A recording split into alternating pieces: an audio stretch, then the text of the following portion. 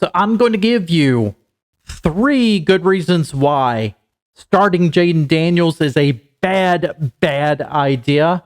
But I'm also going to give you 3 good reasons why it's a very good idea. So stay with us and let's hit my entrance music.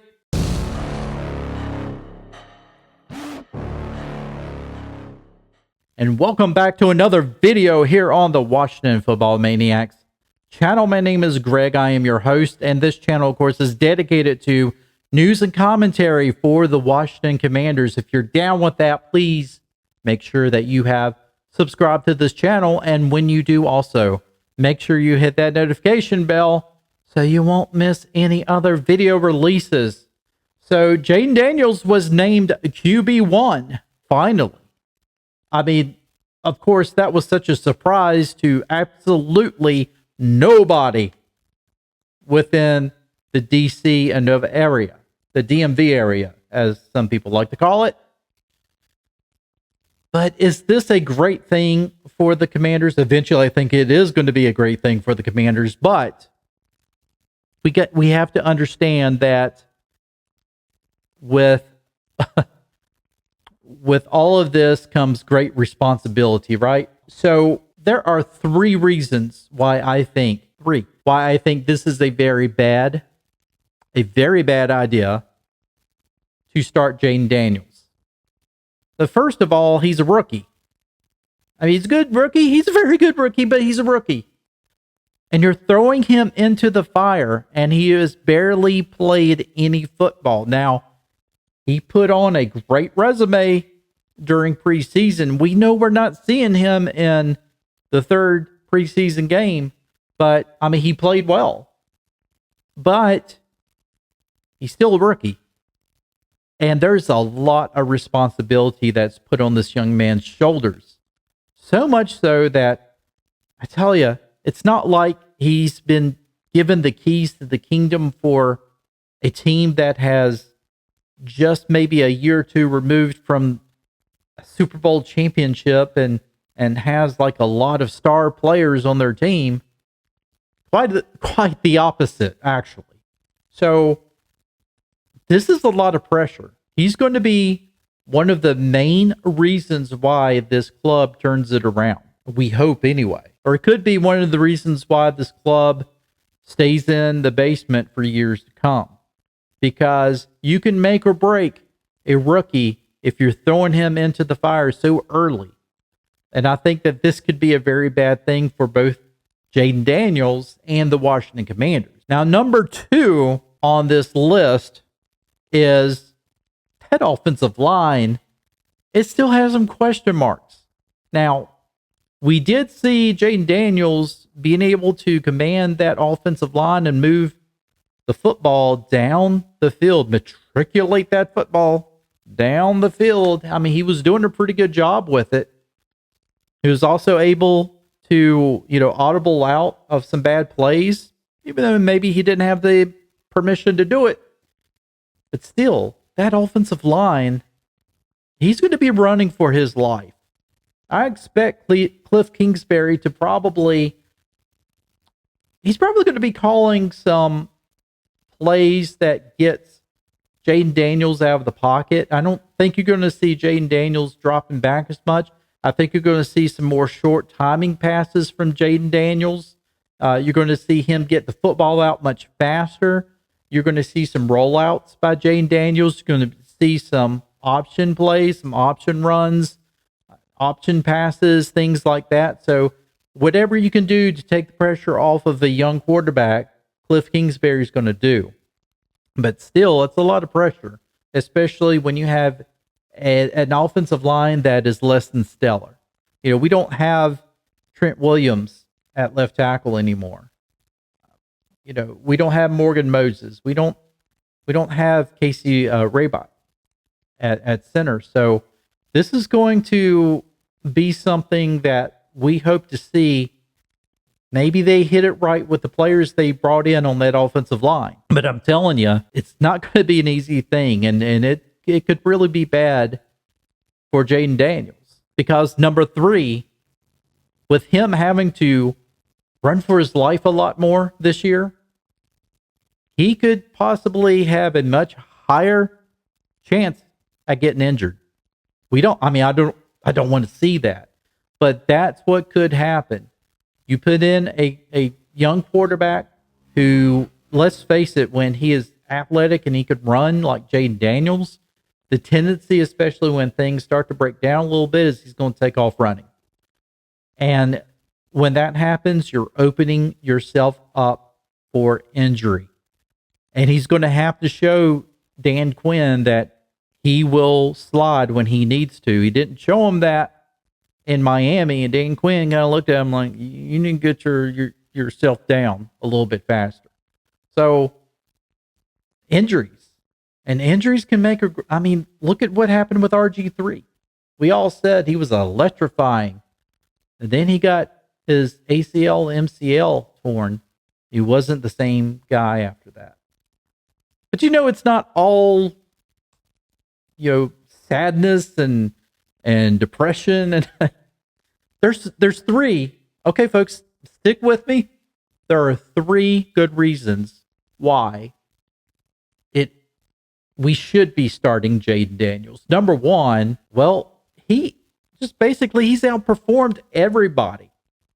He's outperformed Marcus Mariota, who has the most starting experience of any of the quarterbacks on the team. He, of course, every time he's been in there, he has been able to command the offense. He's been able to move the football, like I said, but he was also he's worked really hard.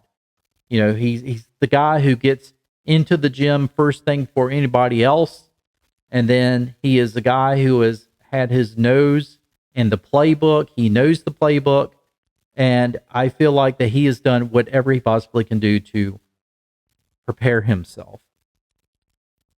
And number two, just really what I just said, he knows the playbook. He's prepared himself. It shows because he was able to come in there and move the football. He was able to audible out of a less stellar play for a big play down the field to Diami Brown. Plus, he's got some talent that he's going to be able to play with. Terry McLaurin, of course. Brian Robinson's going to come in and really take a lot of pressure off of Jayden Daniels, because we're going to be running the football a lot more. And you got some other guys who I think are going to come in and really be able to provide some good quality minutes on that offense. So he's got some weapons. And so I think this is a good opportunity for him while he's got these weapons to be able to come in and play. Get that experience he needs to get. Truly, you're not going to be able to get successful in the NFL just, carrying around a clipboard all the time. The third thing, of course, is, I think I've already mentioned it, talent. He is so much more talented. And honestly, there's a reason why that he was chosen number 2 overall in the NFL draft, is because I think he's going to be a very special player. Could he be a generational player? Well, let's wait and see. But he could definitely, I think he's going to be one of the best players in the league this year. Despite the fact that I do think that this team is probably going to do best to win 7 games this year, but that's not saying that this team is not going to be improved. You're going to see a very much improved team this year. But it's really going to come down to how well that this team can perform in tight games. Field goal kicking, we know that has been a big question mark in preseason so far, and that could be the reason why that the Commanders wind up winning 7 games. So he's got the talent. He has worked hard, and he's got some talent around him, obviously, and he has shown that he deserves to start, despite the fact that really, when you break it down, he's only been in 3 drives That's enough. That's enough, I guess, in today's NFL. Now, I'd definitely say, more of the question mark would be who's going to be QB2. I think you're looking at Jeff Driscoll. I think that he really played really well in preseason. I really enjoyed watching him play. And I think that he's earned the spot to be number 2. To be honest with you, I think he has. Marcus Mariota has not really had that great of a training camp from what I hear. And, of course, we didn't really see much of him in the preseason. He was injured, so he didn't play in the game the other night against Miami. So we really don't know what to expect out of Marcus Mariota. But then again, you have guys who have the experience, who are longtime veterans, and they know how to come in and perform when they need to.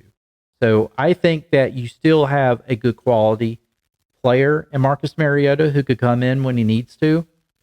But out of just what I've seen in preseason, Driscoll really, to me, is the one who should be QB2. So there you have it, folks. You have the pros and the cons to Jayden Daniels starting. But one thing's for sure, he's starting week 1, and he's not going to play in the last preseason game. I can already tell you that. I'd be shocked if he suited up for that game. But get ready to see some excitement. He's going to be fun to watch as long as he can stay healthy. Please, please let him stay healthy. If he can stay healthy in this season and allow progression to happen, allow the game to kind of slow down for him, because, in the beginning, things are going to be fast. Things are going to be not as they seem. I mean, right now he's riding high. He feels like, I've earned it. Well, you've earned the chance to start week 1, but to really be the full-time starter, you have to earn that week in and week out in the regular season.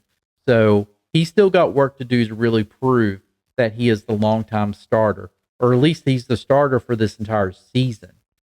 He's going to have to prove that week in and week out when the regular season starts. I think he's up for the challenge, but it's not going to be easy. Questionable offensive line, just a bunch of players who have not really played with each other as much. They're going to have to gel. They're going to have to really learn each other. And, just get ready, because you're playing the NFC East.